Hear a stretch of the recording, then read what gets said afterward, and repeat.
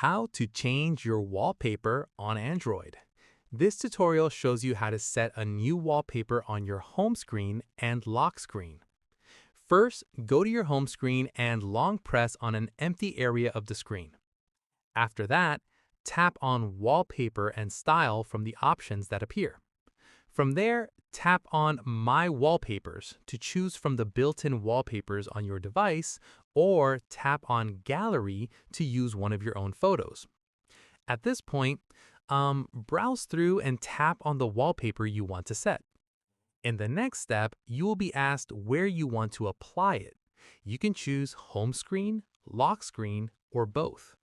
Finally, tap on Set as Wallpaper to confirm, and your new wallpaper will be applied instantly. And that's it.